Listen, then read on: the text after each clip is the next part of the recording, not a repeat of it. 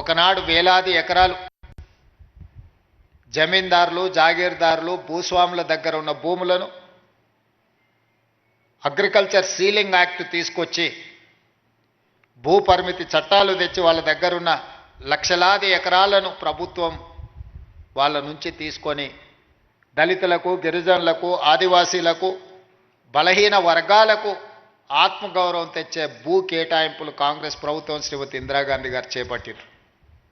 అదేవిధంగా వారసత్వంగా వచ్చిన భూములు కావచ్చు, తమ శ్రమతో కొనుగోలు చేసిన భూములు కావచ్చు, అటవీ భూమి హక్కుల చట్టం ప్రకారం ఆదివాసీలకు ఇచ్చిన పోడు భూముల పట్టాలు కావచ్చు, ఈ అన్ని భూముల యొక్క హక్కులను రెవెన్యూ శాఖ భద్రంగా పొందుపరిచి వాళ్ళ హక్కులను ఆనాడు పటేల్ పట్వారీ వ్యవస్థలో గ్రామాలలో పట్వారీలు భూముల వివరాలను నమోదు చేసేవాళ్ళు.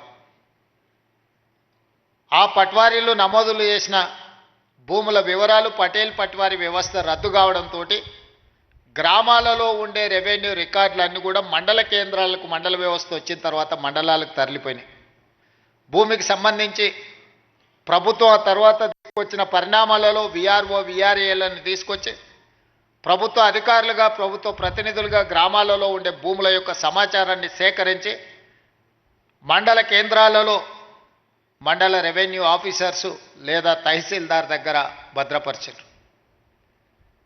చాలా వరకు భూ వివాదాలు ఉన్న కోర్టు కేసుల్లో ఉన్న భూములు తప్పితే 95% భూములకు సంబంధించిన వివరాలు ప్రక్షాళన చేసి 4-5 దశాబ్దాలు ఈ భూముల యొక్క వివరాలను సేకరిస్తూ ప్రక్షాళన చేసి ప్రజలకు ఈ రికార్డులను అందుబాటులో పెట్టారు.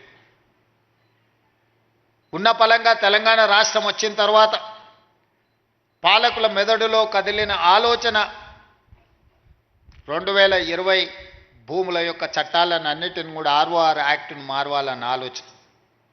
రెవెన్యూ చట్టాలను మారవడమే కాదు, ఆనాడు ప్రవేశపెట్టిన ధరణి అనే ఒక యాప్ ఈ ప్రాంత ప్రజలకు రైతులకు ఒక పీడకలగా మారి ఇంతకుముందు మిత్రులు బట్టి విక్రమార్క గారు చెప్పినట్టు ఒక తహసీల్దార్ మీదనే పెట్రోల్ పోసి తగలబెట్టే పరిస్థితి.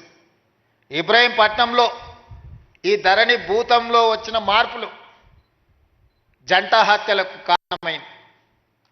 అదేవిధంగా సిరిసిల్లలో ఒక అధికారుల చుట్టూతో తిరిగిన తహసీల్దార్ స్థాయిలో ఆ సమస్యలు పరిష్కరించే వీలు లేకపోవడం వల్ల తహసీల్దార్ విధానాలనే అనుమానించి తన మెడలో ఉన్న తాలిబొట్టును తహసీల్ ఆఫీస్కు వేలాడదీసింది. నేను ఇంతకంటే ఇవ్వగలిగింది నా దగ్గర ఏమీ లేదు, నా తాలిబొట్టు తీసుకొనైనా నా భూమిని నా పేరు మీదకి బదలాయించమని.